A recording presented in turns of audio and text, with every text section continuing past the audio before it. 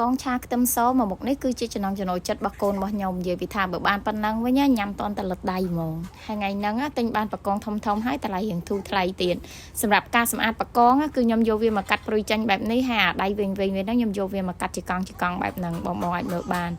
មួយគឺថាធំខ្លាំងណាស់គ្រឿងផ្សំមុខម្ហូបមួយនេះគឺមានតិចទៀតគឺយើងប្រើតែស្លឹកខ្ទឹមជាមួយនឹងខ្ទឹមសឯងបងហើយនឹងមានម្ទេសលម្អពីលើតែប៉ុណ្្នឹងឯងបន្ទាប់ពីនឹងមកទៀតគឺយើងប្រើជាមួយនឹងម្សៅបំពងហើយនឹងពងទាមកគ្រាប់បងប្រើពងមាន់ក៏បានដែរមានអីប្រើនឹងទៅឥ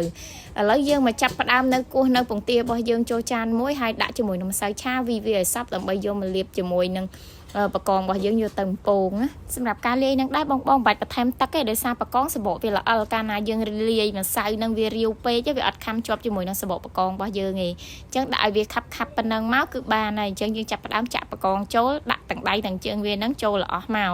ហើយបងចាប់ផ្ដើមកូរវាឲ្យសព្វសាច់ដើម្បីឲ្យវាចូលជាតិជាមួយនឹងបកងរបស់យើងខាំជាប់គ្នាបានល្អបងអញ្ចឹងតែប៉ុណ្ណឹងមកគឺយើងទុកវាមួយឡែកទៅដាក់វាឲ្យចូលជាតិផ្លេតសិនណា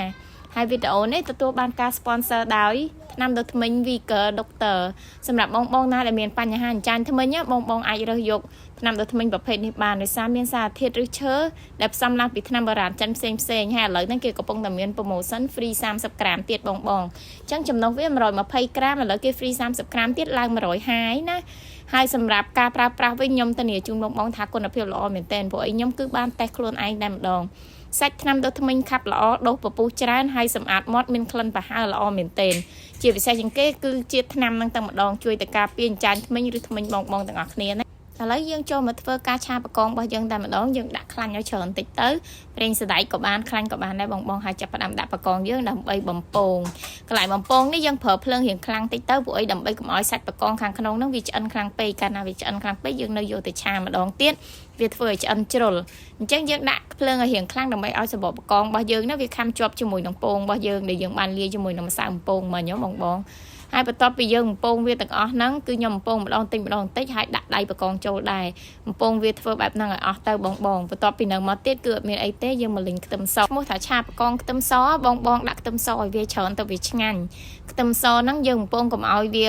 ស្រួយខ្លាំងពេកបងតែប៉ុណ្ណេះអូខេហើយអញ្ចឹងបន្ទាប់ពីហ្នឹងមកទុកខ្ទឹមសបន្តិចយើងថែមនៅម្សៅស៊ុបប៊ីចេងស្ករទឹកប្រេងខ្យងខ្ញុំអត់ប្រើអំបិលទេដោយសារតែម្សៅបំពងរបស់ខ្ញុំមានជាតិប្រៃឡំហើយ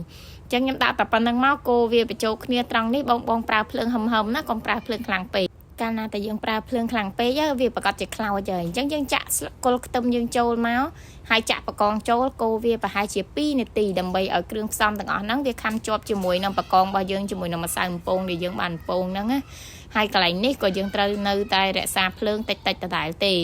បន្ទាប់ពីយើងឆាចូលគ្នាបានប្រហែលជា2នាទីហើយគឺយើងចាប់ផ្ដើមចាក់នៅខ្ទឹមសដែលយើងបានបំពងទុកមិញជាមួយនឹងស្លឹកខ្ទឹមល្អិតដែលយើងបានត្រៀមទុកចាក់ចូលគ្នាបែបហ្នឹងហើយបងប្រើភ្លើងតិចដដែលហើយឆាវាឲ្យបានប្រហែលជា1នាទីដើម្បីឲ្យល្បាយទាំងអស់ហ្នឹងវាចូលគ្នាសព្វសាច់បានល្អហើយប្រយ័ត្នមែនទែនកន្លែងហ្នឹងគឺត្រង់ភ្លើងព្រោះយើងអត់ត្រូវការប្រើភ្លើងខ្លាំងទៀតទេ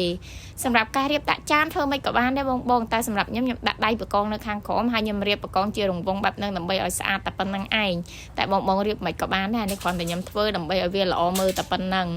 តែប៉ុណ្ណេះមកគឺរួចរាល់ហើយមុខម្ហូបមួយចាននេះកូនខ្ញុំគឺថាចូលចិត្តខ្លាំងណាស់និយាយពីលឹកសបកបកងខ្លាំងមែនទែនហើយជាពិសេសញ៉ាំបាយអស់ច្រើនទៀតមើលហើយធ្វើតាមអត់ហ្នឹងកុំភ្លេចរៀនធ្វើតាមអ្នកនរគ្នាខ្ញុំធានាឲ្យមុខម្ហូបមួយនេះឆ្ងាញ់ខ្លាំងណាស់ជួបគ្នានៅវីដេអូក្រោយបាយ